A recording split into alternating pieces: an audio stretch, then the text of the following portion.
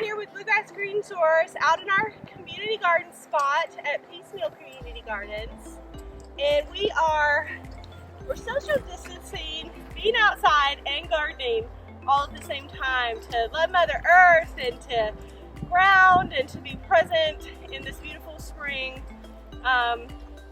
Even though we can't all be close and together, we can still get out and do lots of loving Mother Earth and gardening. And so we are planting our spring garden today. So first step is we're pulling back some of the mulch that we added to the garden to get the soil very aerated and amended. So we're pulling some of that back so we can plant some of our spring seedlings and some seeds for all this nice warm weather and rain we're going to be having later this week. So if you have an opportunity, it's such a great way to release anxiety about everything that's going on. It's just to get out, be in your garden, and grow some food. You can actually see the soil and you have your mulch material raked away. We're going to make our pathways. So each pathway leads to a garden. So our spring garden in this community garden plot is going to be 4 beds where we have lettuces, peas, beets, radishes, chards, and other types of greens, which are all great, all frost hardy, and wonderful to plant in your springtime garden. We want to use the small spade to turn the soil, we're going to aerate the soil as much as we can before we plant our seedlings. And so you use your body weight as leverage and put it on the edge of the spade, and then just lift very gently.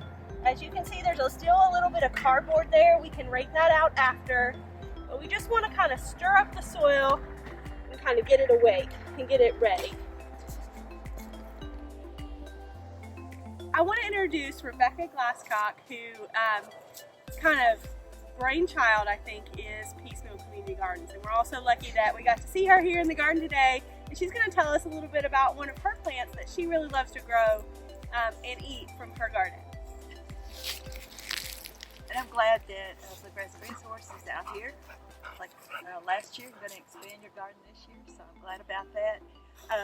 This plant right here is called a salsify. It's S-A-L-S-I-F-Y, and when you very lightly peel it, it's white underneath there, and if you saute it and then put a hollandaise sauce on it, it's really good. But you don't see it around very much anymore, and it's one of those crops that's good for the winter time because you're not supposed to harvest it until winter. You know, so when everything else is gone, here we got something fresh. Other things that I like to grow out here, and those are a couple of my plots over there, are southern peas, which are really called cow peas, but that doesn't sound that appetizing, so most people just say they're southern peas. So anyway, there's a lot of different kinds, like crowder peas, black-eyed peas, all that, zipper creams, so on and so on.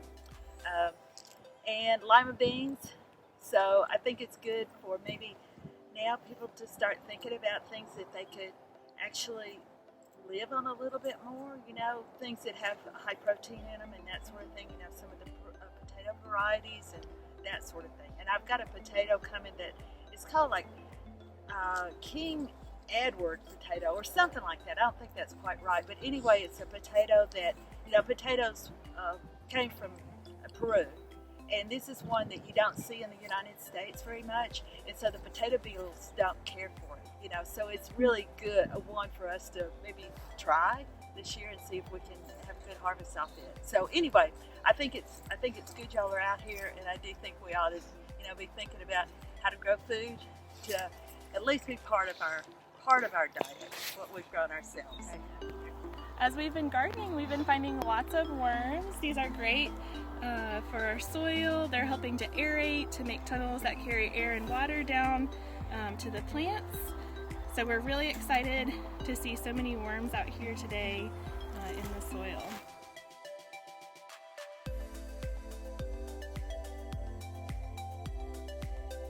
Our peas, and I have a couple helpers here with me in the garden. So want to make sure that we plant in the ground deep enough that it goes past the first cotyledons, or their true leaf, or past this very little leaf right at the bottom.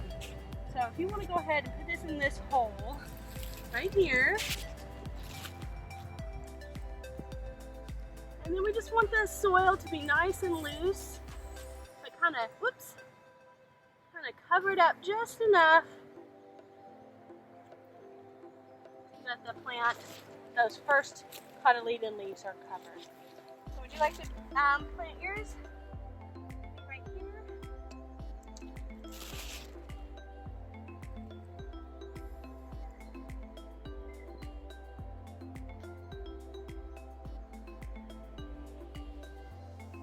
Perfect. Planting peas.